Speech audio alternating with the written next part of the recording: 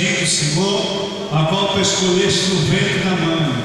Ó Pai, neste momento, Senhor, eu creio que o Senhor já colocaste e colocar a palavra, Senhor, nos lábios do teu servo. Ó Pai, eu não sei o que teu filho vai falar, porque eu não conheço ele, ele não me conhece, mas eu sei que Jesus conhece ele, Pai.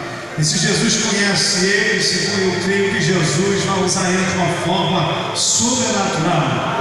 Eu quero te fazer um pedido sobre a vida do teu filho. Guarda ele, a entrada e a saída, meu Pai, do seu lar, da congregação e da onde teu filho, meu Pai, é pastor. Senhor, toda a sua família, a sua parentela, o seu lar, ó Pai, tudo que é do teu servo eu coloco em tuas mãos, sabendo que ela já está. Usa ele de uma forma sobrenatural. Ó Pai, não sabemos o que vai ser falado, mas que o Senhor tenha a autonomia e a liberdade de falar o que o Senhor quiser nessa noite, Espírito Santo. Usando o Senhor, o teu Filho, em nome de Jesus. Amém. Deus, graças a Deus na paz de Jesus, amém? Um motivo de alegria poder estar aqui nessa noite, louvando o Senhor, juntamente com essa igreja, amém? Louvado seja o nome do Senhor. Quero louvar a Deus pela vida do pastor que confiou esse ministério, a igreja, para a gente poder estar ministrando a palavra do Senhor, amém? Via intermédio do meu amigo presbítero Wanderson, amém? Grande amigo que Deus me deu, mas na realidade é mais chegado aqui que o irmão. Esse aí é o amigo mais chegado que o irmão que Deus me deu para estar apoiando na caminhada, amém? Irmãos, pega a tua Bíblia aí, por gentileza, amém? Pega a tua Bíblia aí, por gentileza. Quero louvar a Deus também pela vida do pai do pastor, não é isso? Deus abençoe a vida do Senhor, tá bom? Deus possa continuar honrando esse ministério. Livro de 2 Reis, livro de 2 Reis, capítulo de número 4, verso de número 8, uma passagem muito conhecida por todos nós, amém? Mas a gente deixou uma revelação aqui para nos entregar. Livro de 2 Reis, capítulo de número 4, verso de número 8, que tem por epígrafe a Sunamita e o seu filho, amém? Vamos achar de glória a Deus.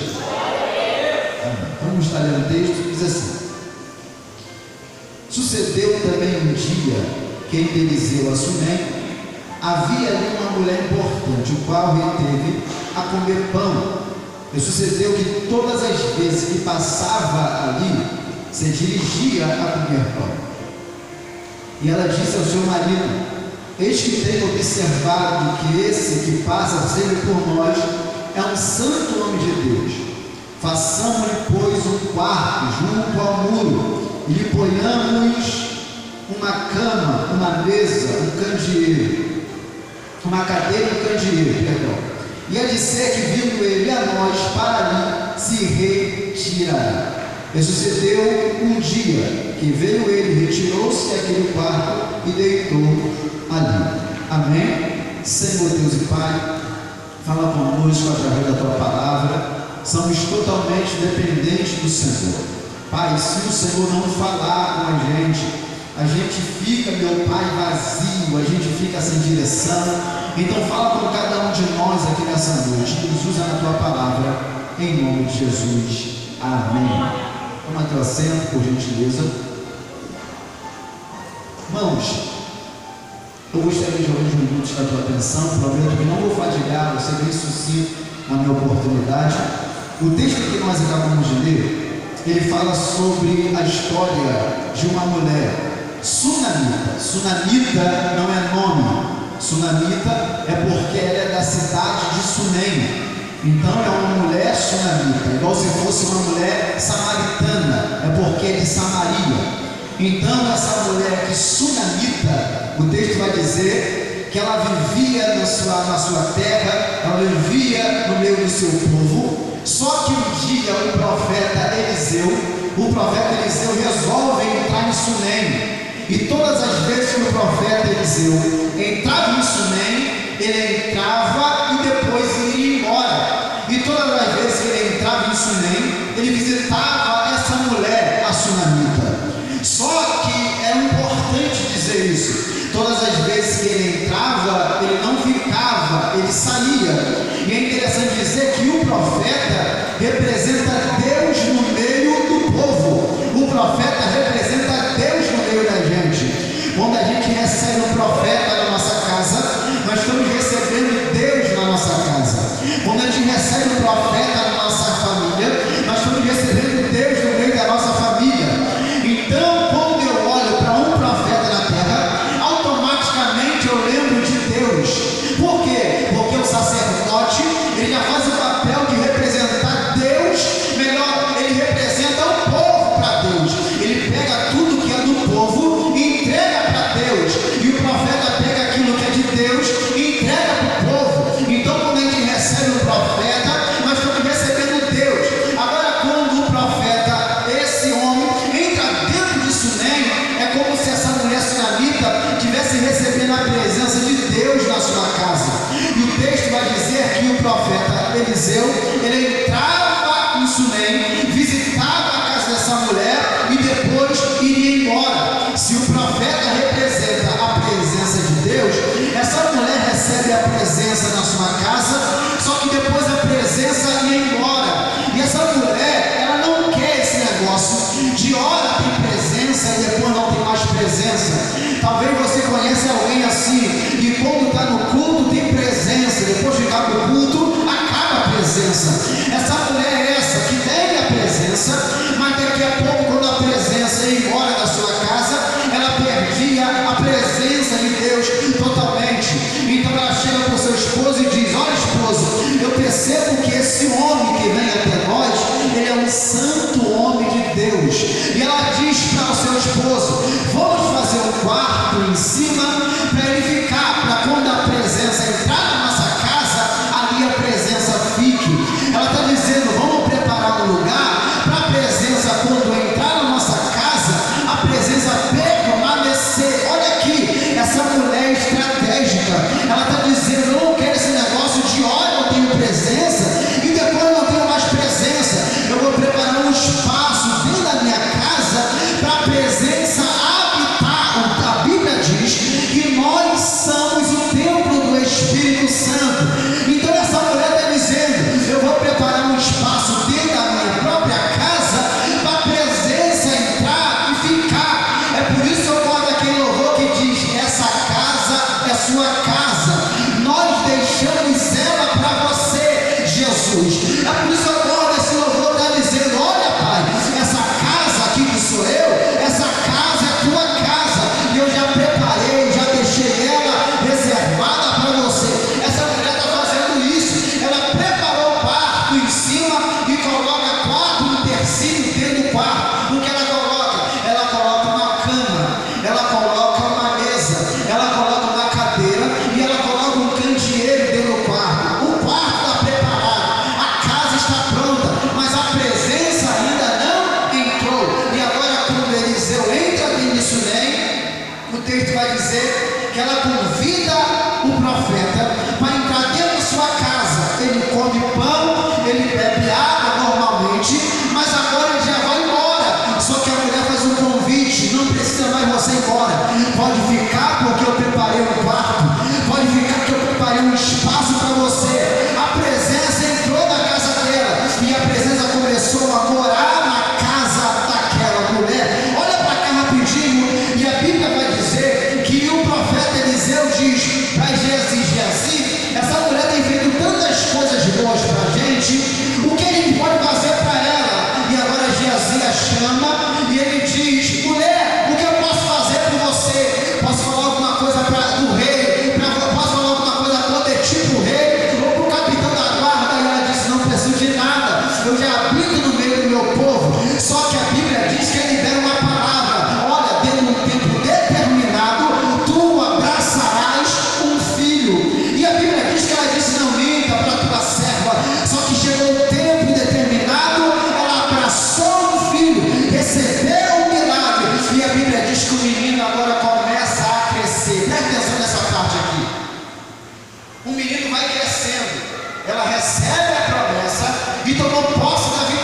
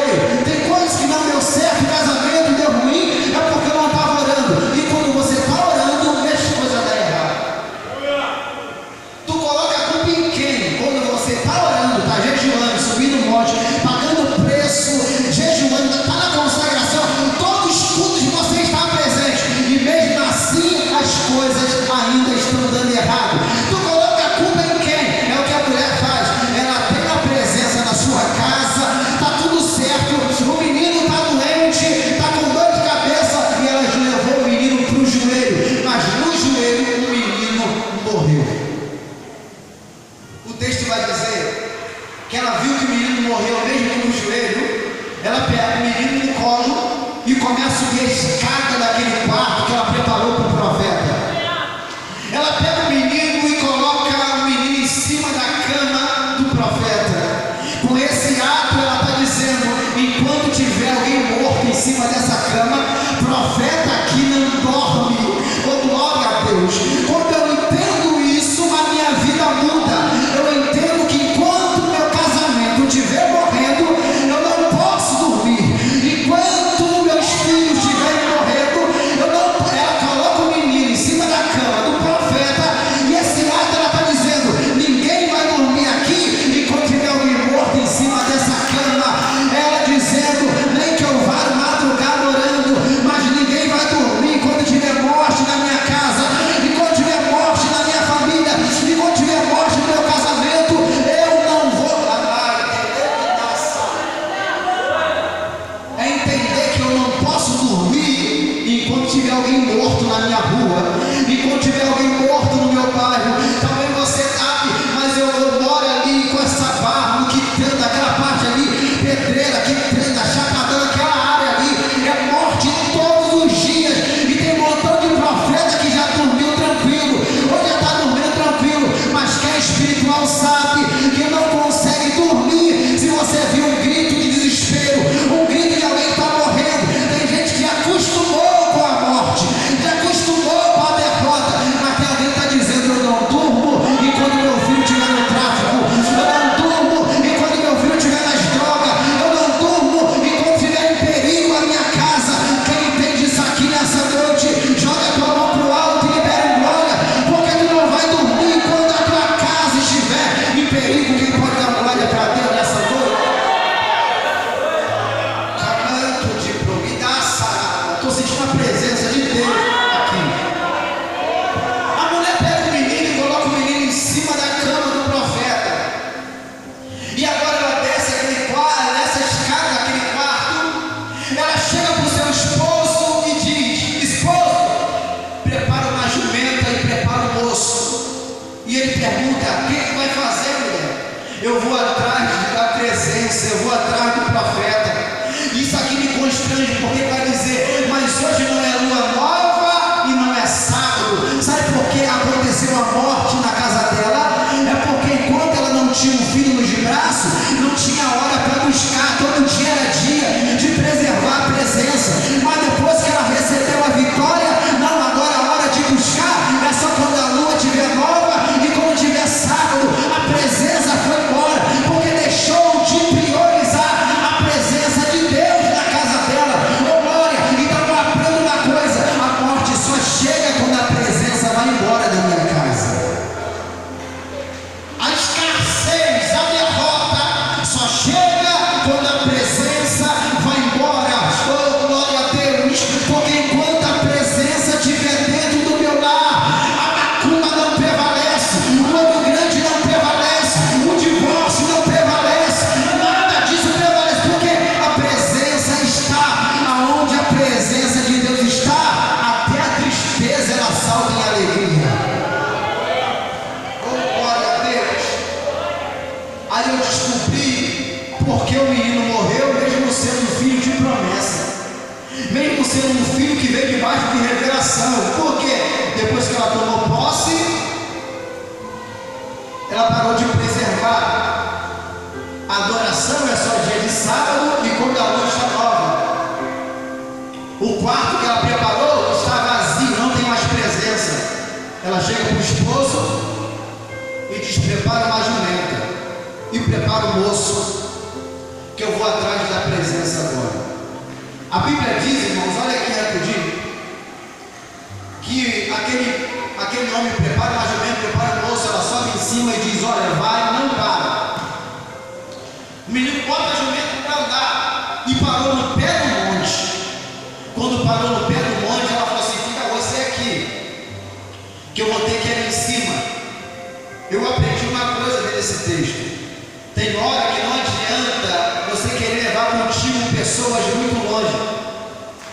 Até o pé do monte ela levou, depois para subir era só ela, porque ela entendia que era ela que estava com falha com Deus, era ela que precisava de trazer a presença para sua casa novamente.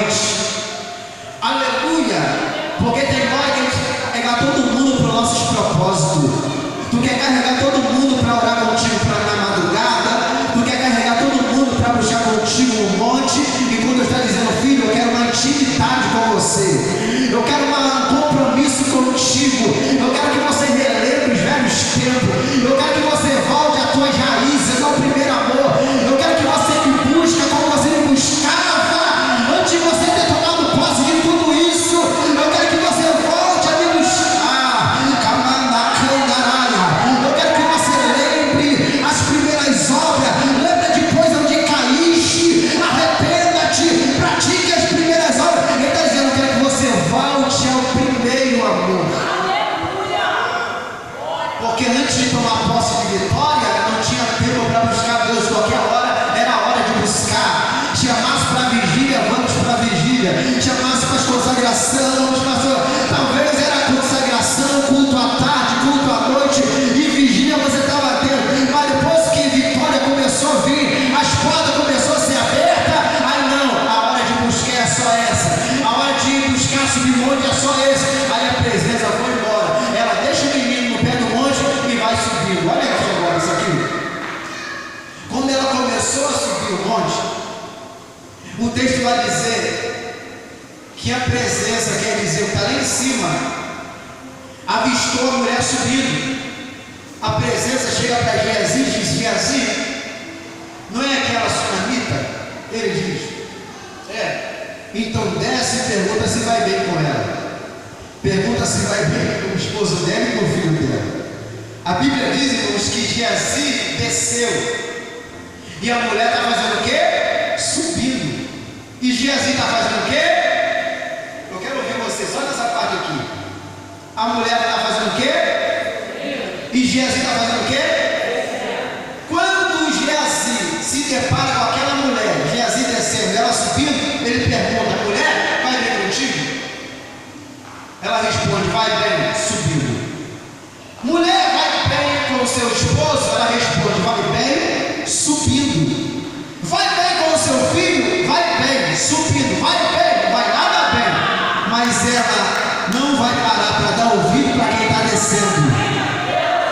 Nunca quem está subindo vai parar para dar ouvido para quem está.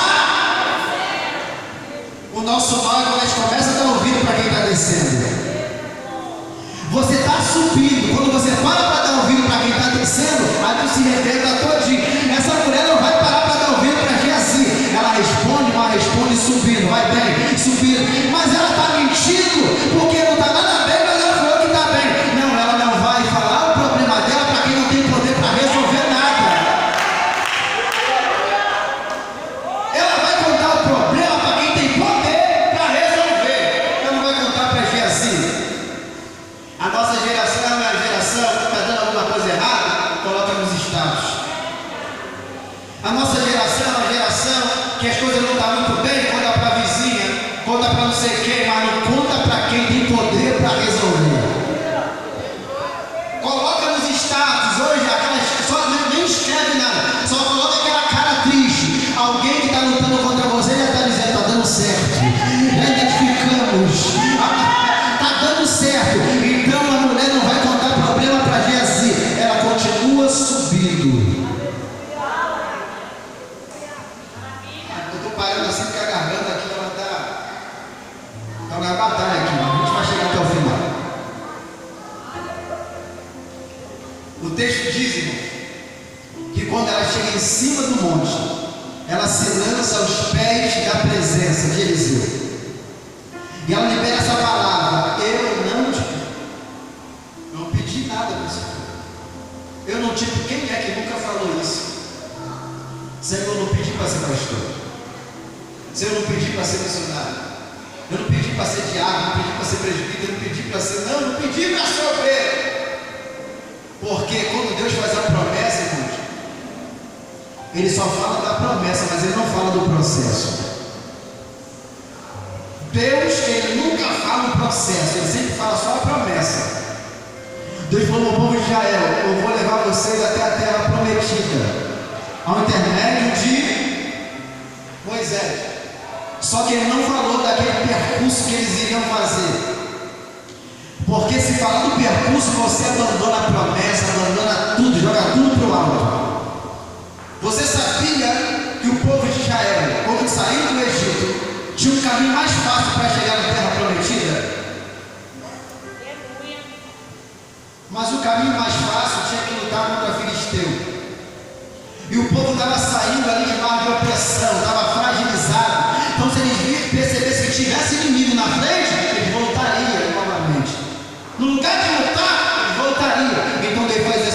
fazer percorrer o caminho mais difícil, só para a gente continuar caminhando. Tem hora que Deus faz você trilhar um caminho mais difícil, só para você não desistir. Porque às vezes tem até mais fácil, só que o mais fácil você vai ter que lutar, vai ter que botar a espada para fora, vai ter que jejuar 24 horas. O mais fácil tem que até lutar um pouquinho mais. Aí fala assim, vou deixar correr um pouquinho mais longe, mas com providência, com maná, abrindo o mar, vai ter coluna de fogo, vai ter nuvem, eu vou fazer milagre acontecer. Então ele vai te levando, desculpe até a forma da expressão, no banho-maria, mas vai te dando vitória no meio do caminho. Ele vai dando vitória, aperta um pouquinho, vai dando vitória, aperta um pouquinho, para você não desistir. Porque se ele fizesse filho, olha os inimigos que tem na tua frente agora. Se você passar, a vitória vem. Aí a pessoa desiste. Então a mulher chega lá e diz, eu não te pedi. Perdão. A Bíblia diz que na mesma hora a presença que Eliseu identificou qual era o problema daquela mulher, sem ela falar o problema. Ele pega Geazi e fala assim, Geazi, pega aqui meu bordão, vai até o menino e coloca o meu bordão no rosto do menino. E volta. A Bíblia diz que Geazi pega, Geazi é aquele crente empolgado, é aquele crente empolgado, mas faz tudo sem direção nenhuma. Geazi é esse. Foi lá correndo empolgado e pega o bordão, coloca sobre o menino e volta. Irmão, se fosse eu andando com um profeta de peso chamado Eliseu, cheio de autoridade, e estava ali do lado dele, só vacinando, coloca o bordão, nada acontece, eu já teria desistido há muito tempo. Só de Geazi é forte. Ele permanece. Ele vai lá, tocou, nada aconteceu. Ele volta, nada aconteceu. E a mulher permanece no pé de Eliseu. Isso aqui agora me chama a atenção. Pega isso aqui agora. A mulher, ela poderia ter ido junto com Geazi, porque o profeta liberou a palavra, vai e toca, que o menino vai ficar curado, vai levantar. Se ela precisasse só de milagre, ela iria junto com Geazi. Só que ela não quer milagre, ela está ali porque ela quer levar a presença para sua casa novamente. Ela não quer milagre, ela quer a presença. Ela não quer só milagre, a cura ou a ressurreição, ela quer a presença de novo dentro da sua casa. Ela entendeu que a morte só chegou porque a presença foi embora. A Bíblia diz que quando Geazi volta, ela agora vai junto com Eliseu para sua casa. Quando Eliseu desce o monte, ela desce junto. Por quê? Porque ela quer a presença, não quer só o milagre. Ela conseguiu levar Eliseu para dentro daquele quarto novamente e colocar Eliseu sobre aquela cama onde estava aquele menino morto. E a Bíblia diz que Eliseu agora, a presença, começa a se debruçar sobre o menino, e o menino agora começa a ser aquecido e volta à vida novamente. Olha aqui, aleluia, levanta a mão. Quando a presença entrar na tua casa, a vida chega, o milagre entra. O que está precisando lá não é só milagre, o que está precisando é a presença de Deus entrar naquele lugar. Toma posse, porque tem uma presença entrando hoje dentro da tua casa, dentro da tua vida. Você vai presenciar milagre quando você chegar dentro da tua casa, porque você entrou aqui para buscar a presença de Deus para a sua vida. Quem pode glorificar Deus nessa noite em nome de Jesus? Olha aqui, não há nada mais importante na nossa vida do que a presença de Deus. Dinheiro, carro, casa, nada, não existe. A presença de Deus é tudo na nossa vida. Chegou uma hora que o apóstolo Paulo começa a questionar do espírito que ele tem na carne, e Deus fala para ele, filho, só a minha graça que já te basta, está tudo tranquilo. Começa a questionar. Só a graça de Deus, a presença de Deus já basta na nossa vida. Tem hora que Deus não vai realizar todos os seus sonhos. Não vou ser aquele profeta aqui infantil de dizer que todas as portas vão ser abertas, todo mundo da tua família vai ser liberto. Não, eu vou ser bem claro, nem tudo aquilo que você vem buscar aqui vai acontecer, mas só a presença de Deus já o suficiente na tua casa e na tua família. Só a presença já é o suficiente. Porque o evangelho que está sendo pregado hoje é um evangelho muito materialista. Deus vai fazer, Deus vai abrir, Deus vai honrar, Deus vai fazer você gravar, Deus vai fazer você viajar para tanto lugar. Não, Deus quer que você viaje, aleluia, nem muito longe, só na teu bairro mesmo, ganha alma ali para Jesus, já é o suficiente. Se você ganhar a sua família, já está muito bom, aleluia, porque o que vale ganhar o mundo inteiro. O evangelho que é pregado hoje é o evangelho que Deus vai fazer, mas não é o evangelho que a gente vai fazer para Deus. É um evangelho que só Deus tem que dar a gente, só Deus tem que dar a gente, mas não é o evangelho que a gente dá a Deus. É um evangelho materialista que deixa os crentes frágeis.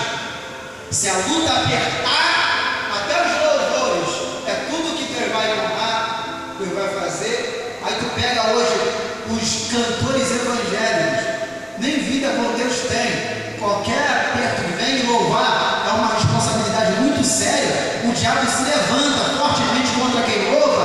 Aí as pessoas ali começam a cantar, alguém grava e coloca ali em cima. Daqui a pouco a pessoa não está aguentando a luta. Aí começa a falar do comitê, aí o escândalo é muito maior ainda. Por quê? Porque veio da empolgação, alguém colocou lá em cima. E quando a prova apertou, porque toda chamada tem que ser provada com fogo. A gente vê hoje aí um montão de pessoas jovens, né, na mídia, mas vai chegar uma hora que o diabo vai vir para provar. O diabo vai vir para provar. Porque até Jesus foi provado, irmãos. A Bíblia diz, irmãos, que antes de Jesus começar o seu ministério, ele foi batizado por João, depois foi para o deserto para ser tentado. O texto deixa bem claro: tentado pelo diabo, Mateus 4. Todo mundo, antes de começar o ministério, tem que ser tentado. Mas, pastor, isso começou antes, vai ser testado também da mesma forma. Ou antes ou depois, mas vai ser. Então, o evangelho de hoje que é pregado é muito que Deus vai fazer, mas que a gente não vai fazer nada para Deus. Aí a gente vê hoje os louvores. Deus vai te honrar, Deus vai fazer por você, Deus vai te levantar. Só que os louvores da antiga eram sem ovelhas. Os louvores da antiga, entrei no templo. Os louvores da antiga eram de adoração a Deus. Era quem louvava, adorava a Deus. Quem louvava, levava as pessoas a adorar a Deus. Hoje em dia os louvores não, é tudo que Deus vai fazer por mim. E dizem que os louvores de hoje é até de terapia para quem está em depressão, porque é levantar a autoestima das pessoas. Só que os louvores antigos não, é levantar é Deus, a honra para Deus, a glória para Deus. Eu gosto dos louvores antigos porque não tem nada para honra. O louvor, a honra, a glória, a força e o poder ao Rei Jesus. É só para Ele. Então hoje em dia as coisas mudam. Aí as pessoas quando percebem que já não está acontecendo mais nada, desiste. Então essa mulher entendeu que ela recebe a promessa, mas quando a presença foi embora, o filho morreu. Ela vai lá, traz a presença para dentro da sua casa novamente, porque ela entendeu que quando tem presença dentro de casa, a vida vai permanecer dentro daquele lugar. Davi é o médico de presença. E Davi, quando ele assume o trono de Israel, em Jerusalém, ele viu que a presença não estava. O que era a presença de Deus naquela época? Representava a presença de Deus,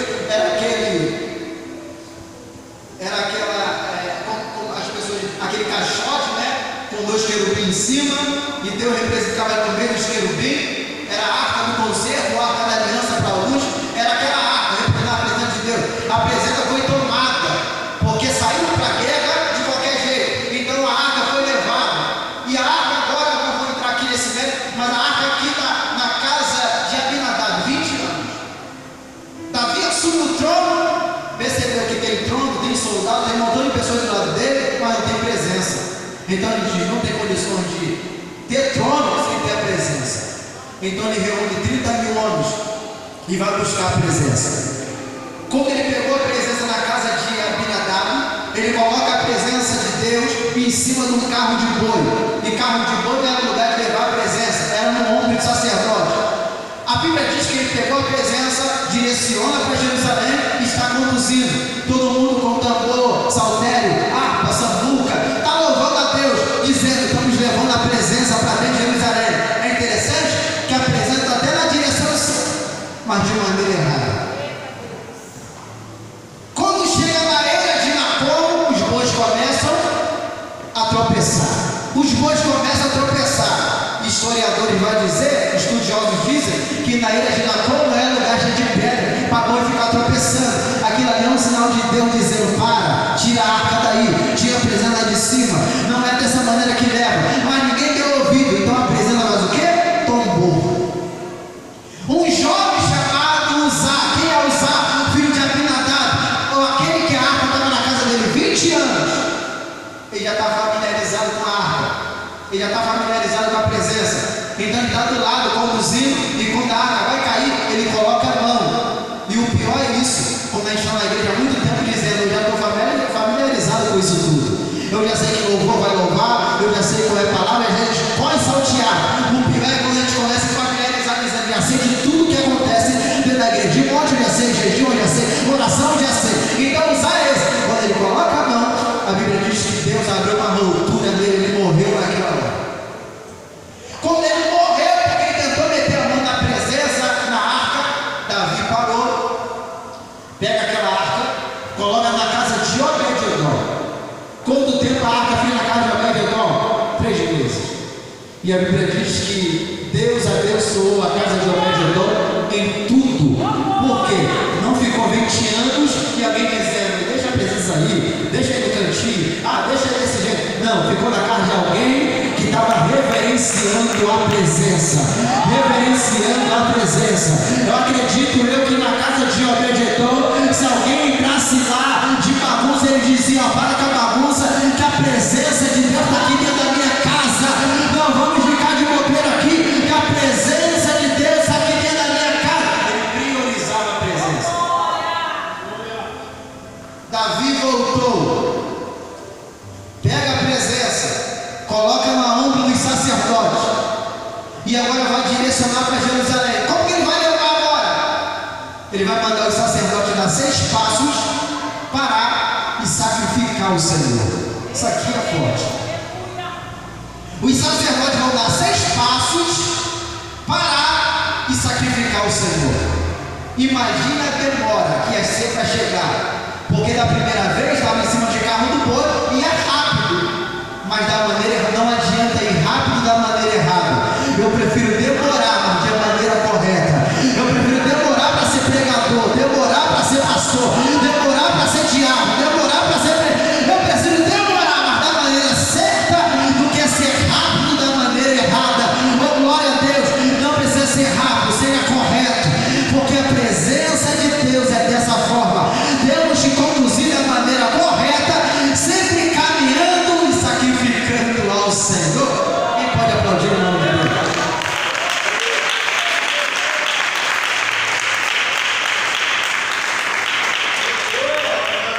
Não precisa ser rápido. Não é esse evangelho hoje aí, instantâneo, não, miojo. Colocou ele com 3 minutos, está pronto. Não. Eu lembro, para eu ser obreiro, eu tive que ficar 1 ano na igreja. Todos os cultos eu tinha que chegar 1 hora antes e orar. 1 hora de oração para ser obreiro. Para ser obreiro, para ser obreiro. E depois continuou o propósito, até ser pastor. E hoje em dia a pessoa coloca o pé na igreja. Se tu não der uma oportunidade dentro de 3 meses, ele já vai para outra igreja, porque está dizendo que aqui não tem oportunidade, né? E é por isso que está esse caos que está aí. Mas o glorifica Deus que ainda tem remanescente aqui, em nome de Jesus. Fica com essa palavra em nome de Jesus Cristo. Amém? Eu quero louvar a Deus pela vida de cada um de vocês. Priorize a presença do Senhor Jesus Cristo. A presença é tudo em nossa vida. Amém? Muito obrigado, pastor, por confiar o ministério. presbítero Wanderson, muito obrigado, grande amigo, Deus abençoe em nome de Jesus Cristo. E assim, irmãos, eu continuo dizendo, priorize a presença de Deus. Vai e leve contigo, chega na tua casa e inunda aquele lugar da presença de Deus em nome de Jesus. Amém? Irmãos, não posso sair daqui sem fazer essa pergunta, mas o que me parece que todos aí já estão na bênção. Amém? Mas tem alguém nessa noite que você gostaria de se reconciliar com Deus, entregar a tua vida para Jesus? Tem alguém nessa noite? Todo mundo já está na bênção, né? Pelo que eu vejo aqui, todo mundo está com um brilho aí do Espírito Santo no rosto. Amém? Que Deus possa continuar abençoando de vocês e assim eu receber a oportunidade em nome de Jesus. Graças a Deus. Deus possa continuar abençoando o pastor. Amém? Vamos orar a Deus.